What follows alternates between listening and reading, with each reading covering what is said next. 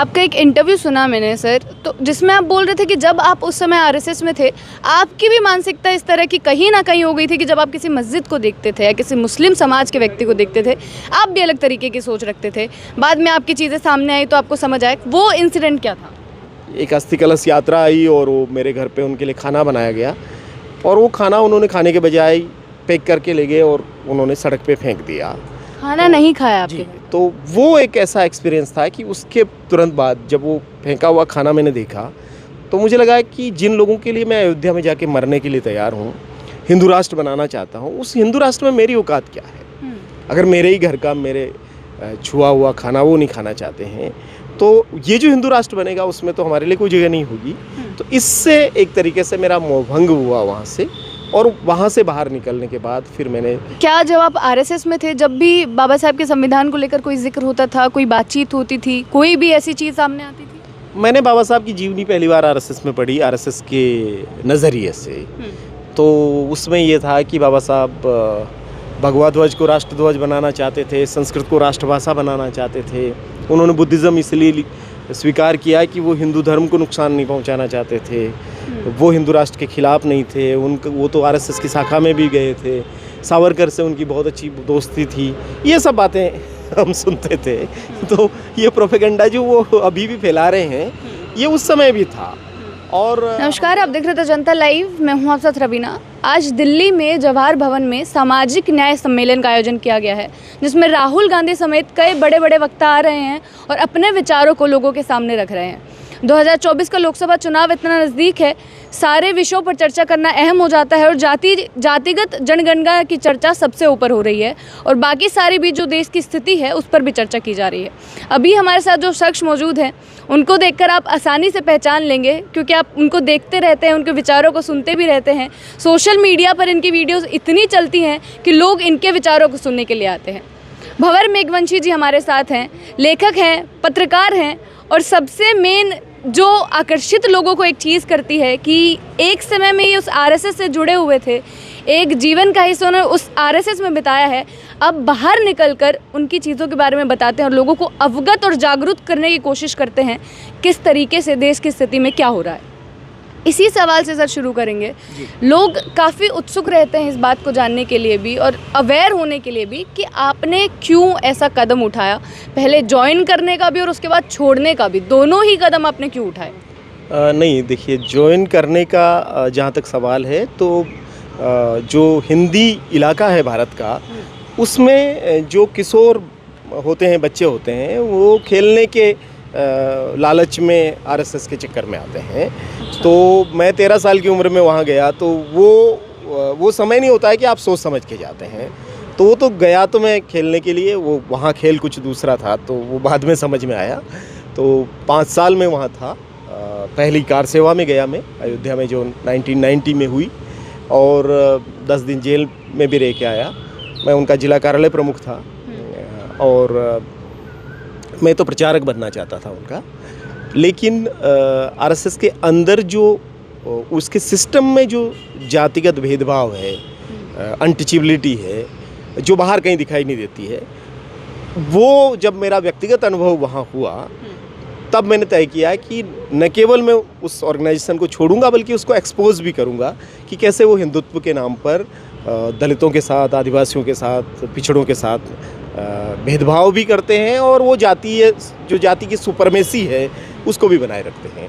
तो इस तरीके से मेरा उसमें जाना हुआ और फिर मैं बाहर आया। आपने एक किताब लिखी सर, जो इतनी फेमस हो गई है कि बच्चा बच्चा उसके बारे में जान रहा है कि आपने वो किताब लिखी है। उसमें भी आपने मेंशन किया कि दलित इन आरएसएस, तो उसमें क्या मेंशन किया गया है? कौन सी ऐसी स्टोरीज़ हैं या क्या आपने ऐसा फेस किया वहाँ पे जो आपने इतना बड़ा कदम उठा लिया? मैं एक कार सेवक था, हिंदी में वो किताब आई। उसके बाद I could not be Hindu, doctor Nivedita Menon ने उसका अनुवाद किया, और अभी वो देश की 6 भाषाओं में अवेलेबल है। उसमें आरएसएस में जाना, उसमें रहने के जो एक्सपीरियंस है, वो सारी चीज़ उसमें मैंने मेंशन करी है। क्या उनका वर्किंग स्टाइल है, किस तरीके से वो लोगों को पकड़ते हैं, क्या नारे लगाते हैं, पूरा उनका काम का तौर तरीका उसमें मैंने डाला है, और एज ए बीइंग ए दलित मुझे क्या एक्सपीरियंस वहाँ रहा, उस चीज़ का भी एक तरीके से वहाँ पर मैंने बताया है। तो जो एक्सपीरियंस है, और जो बहुत ही ख़राब एक्सपीरियंस मेरा रहा वहाँ, कि वहाँ रहते हुए, चूँकि मैं तो जिला कार्यालय प्रमुख भी था और मैं कार सेवा में भी गया और फुल टाइमर बनना चाहता था, लेकिन मुझे कहा गया कि मेरी जाति जो है वो उसकी वजह से मुझे दिक्कत आएगी, और लोग जब मेरी जाति जानेंगे तो फिर मेरे साथ अच्छा व्यवहार नहीं करेंगे। दरअसल वो खुद मतलब ये कहना चाह रहे थे कि आप क्योंकि दलित कम्युनिटी से आते हैं तो हम नहीं चाहेंगे कि आप एज ए फुल टाइमर प्रचारक के रूप में आएँ, क्योंकि प्रचारक ही होते हैं जो बाद में जाकर के आरएसएस पर मुख्य नियंत्रण करते हैं और वो उनके नीति निर्माण करते हैं। तो वो एज ए स्वयंसेवक तो आपको रखना चाहते हैं, मतलब आपको एज ए फुट सोल्जर तो वो रखेंगे, लेकिन जहाँ डिसीजन मेकिंग है वहाँ तक आपको नहीं जाने देना चाहते हैं। तो ये अनुभव था। उसके बाद में एक अस्थि कलश यात्रा आई और वो मेरे घर पे उनके लिए खाना बनाया गया, और वो खाना उन्होंने खाने के बजाय पैक करके ले गए और उन्होंने सड़क पे फेंक दिया। खाना नहीं खाया आपके? तो वो एक ऐसा एक्सपीरियंस था कि उसके तुरंत बाद जब वो फेंका हुआ खाना मैंने देखा तो मुझे लगा कि जिन लोगों के लिए मैं अयोध्या में जाके मरने के लिए तैयार हूँ, हिंदू राष्ट्र बनाना चाहता हूँ, उस हिंदू राष्ट्र में मेरी औकात क्या है? अगर मेरे ही घर का मेरे छुआ हुआ खाना वो नहीं खाना चाहते हैं, तो ये जो हिंदू राष्ट्र बनेगा उसमें तो हमारे लिए कोई जगह नहीं होगी। तो इससे एक तरीके से मेरा मोहभंग हुआ वहाँ से, और वहाँ से बाहर निकलने के बाद फिर मैंने सामाजिक बदलाव की दिशा में जो काम हो सकता है वो काम करने की कोशिश में करते हैं। सर, आपने खुद हिंदू राष्ट्र का जिक्र कर दिया है, 2025 भी बेहद नज़दीक है, 100 साल पर बोला जा रहा है कि ऐसा कुछ हो सकता है देश में। आपके क्या विचार है इसमें, हिंदू राष्ट्र को लेकर भी और आरएसएस के 100 साल को लेकर भी? देखिए, 100 साल हो रहा है उस संगठन को, और वो सत्ता, संसाधन और सारे संस्थानों पर काबिज हो चुका है आज की तारीख में। और जिस तरीके से चीज़ें बदली जा रही है वो हिंदू राष्ट्र की तरफ बढ़ते हुए कदम है। अगर देश में नई संसद बनाई गई और राष्ट्रपति जो आदिवासी हैं उनको नहीं बुलाया जाता है, राम मंदिर बनाया गया और उसके इनॉग्रेशन में राष्ट्रपति को निमंत्रण ही नहीं दिया जाता है, तो आप समझ सकते हैं कि जो हिंदू राष्ट्र होगा उसमें संवैधानिक सर्वोच्च पद की भी कोई अहमियत नहीं होगी। ये अभी दिखने लगा है।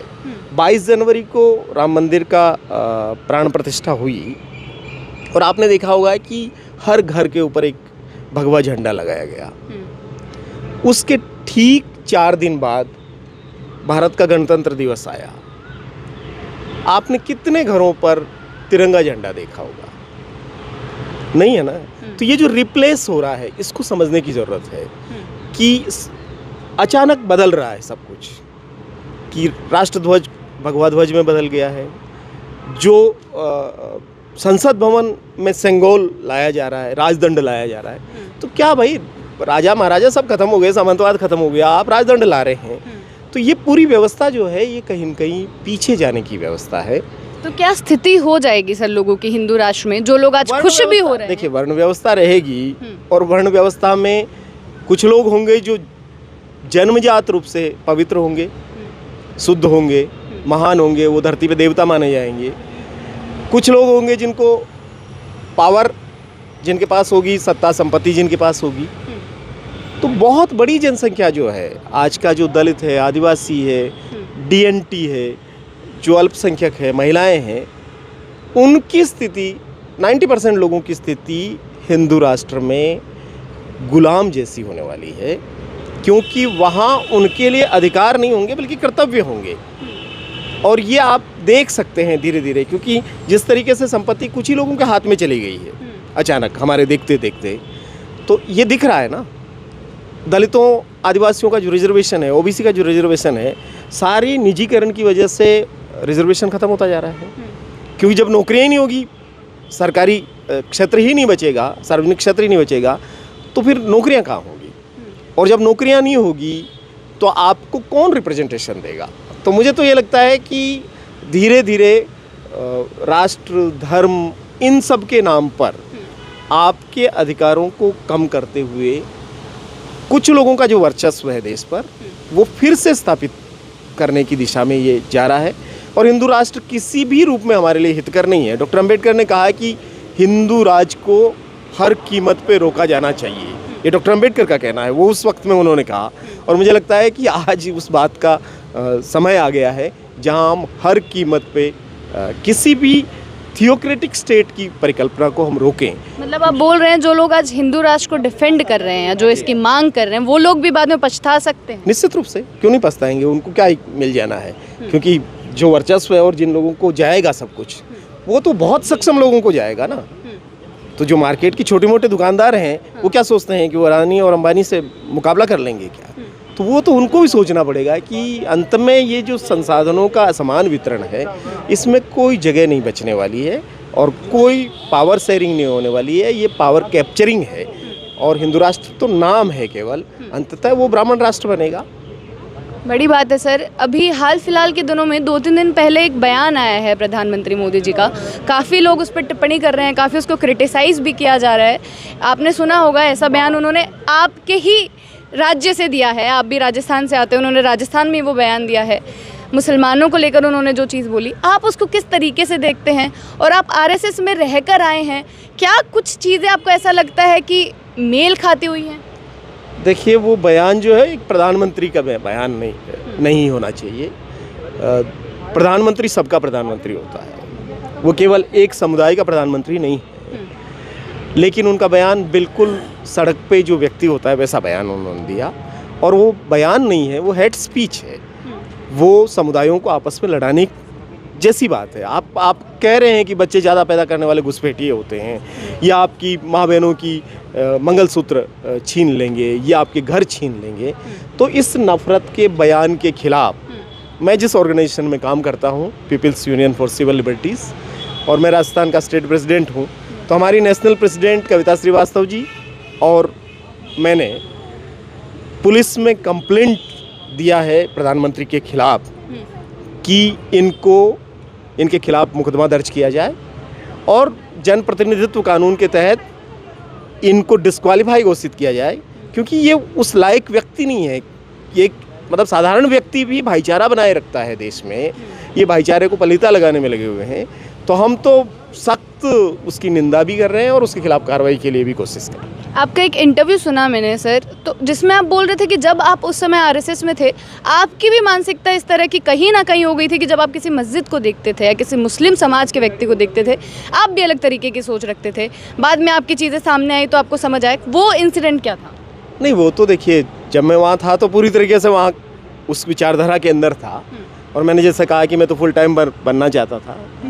तो क्योंकि जिस तरह का एक डॉक्ट्रिनेशन, मतलब आपके अंदर पेनिट्रेशन किया जाता है, विचार को ब्रेन वॉश किया जाता है, वो केवल मेरी बात नहीं है, हर स्वयंसेवक जो वहाँ है उसका समझ यही है कि भाई आप मस्जिद की तरफ से जा रहे हैं तो मस्जिद के नीचे असला छुपा हुआ होगा, हथियार होगा, तो आपके अंदर एक डर होता है। मदरसों के बारे में आपकी सोच एक अलग होती है। मुस्लिम्स को आप देखते हैं, टोपी और दाढ़ी में आप व्यक्ति को देखते हैं, तो आपका थॉट प्रोसेस ही ऐसा होता है कि आप बहुत नेगेटिव ही सोचते हैं, उनके खिलाफ ही सोचते हैं। तो मैं भी जब वहाँ था तो बिल्कुल वही सोचता था, और वहाँ से निकलने के बाद में भी मैं तो निकल आया आरएसएस से, लेकिन आरएसएस मेरे भीतर जो आरएसएस था उसको निकलने में कई और साल लगे, क्योंकि वो समझ बनानी पड़ी, पढ़ना पड़ा, कई चीज़ें, दोस्तियाँ बनानी पड़ी। मस्जिद में भी गए, मदरसों में भी गए, दोस्त बनाए, देखा कि मस्जिद चर्च ऐसी कोई चीज़ नहीं है जो हमको सिखाया जा रहा था। तो पर उसमें वक्त काफ़ी लगा। तो अभी जो 2024 का चुनाव होने वाला है सर, 1 महीने में हमारे पास रिजल्ट्स आ जाएंगे।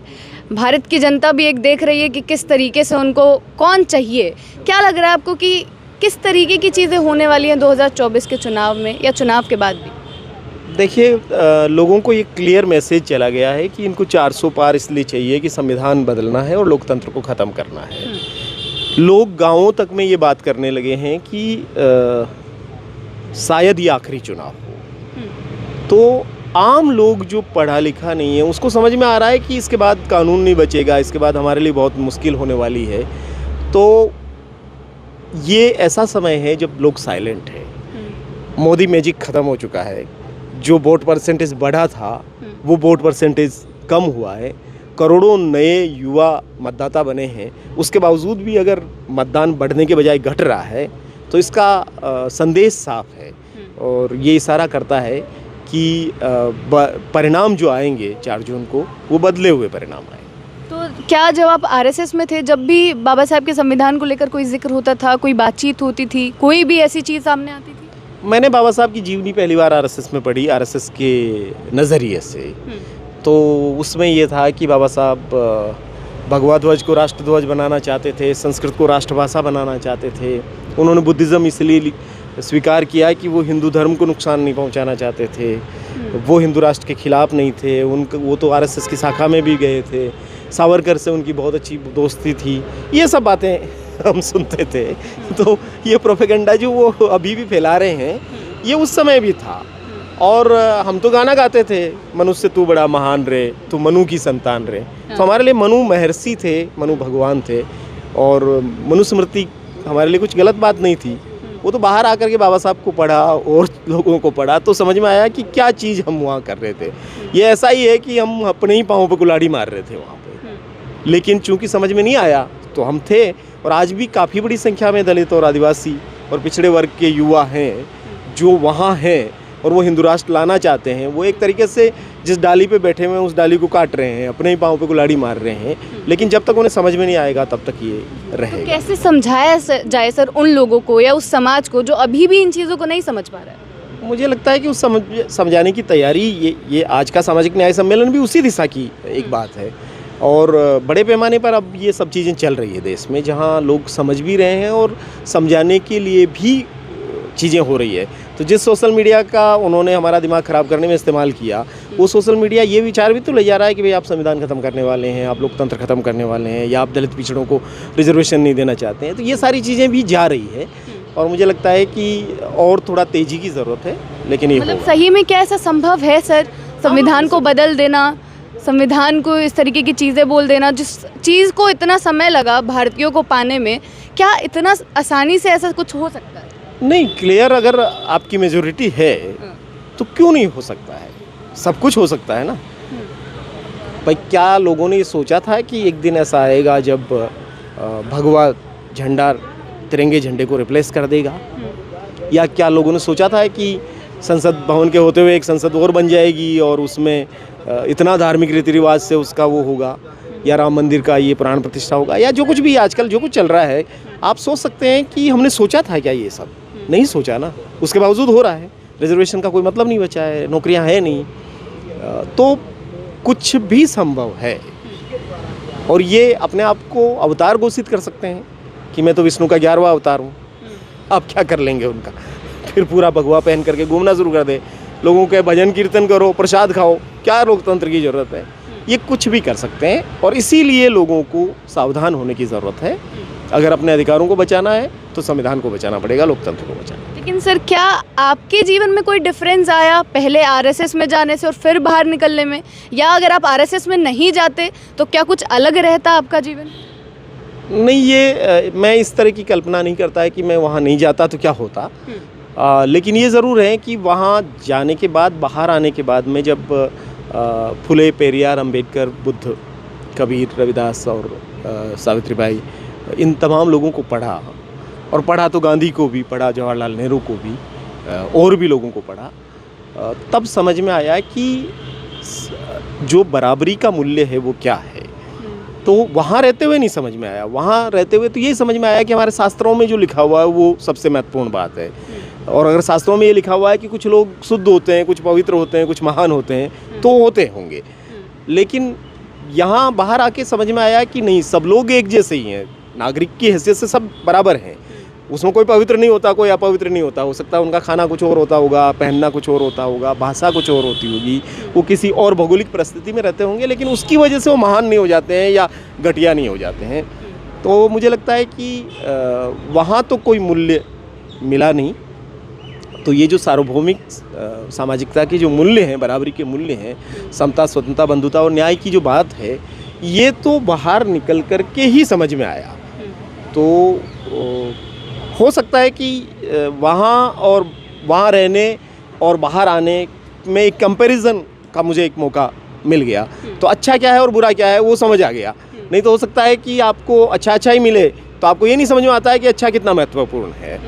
तो वहाँ रह कर के बाहर आने से ये पता चल गया है कि ये कितनी ज़रूरी चीज़ है, कितनी मूल्यवान चीज़ है जिसके लिए आपको लड़ना है और काम करना है। चलिए, बहुत बहुत शुक्रिया सर आपका। एक यही हमारी कोशिश थी कि जो आपकी एक जर्नी रही है वो उन लोगों तक भी पहुंच सके जो शायद अभी भी समझे नहीं है चीज़ों को और शायद और ज़्यादा उनको समझने की ज़रूरत है। Thank you very much. इसी प्रकार जनता के मुद्दे अब तक पहुँचाते रहेंगे, बने रहे हमारे साथ। शुक्रिया।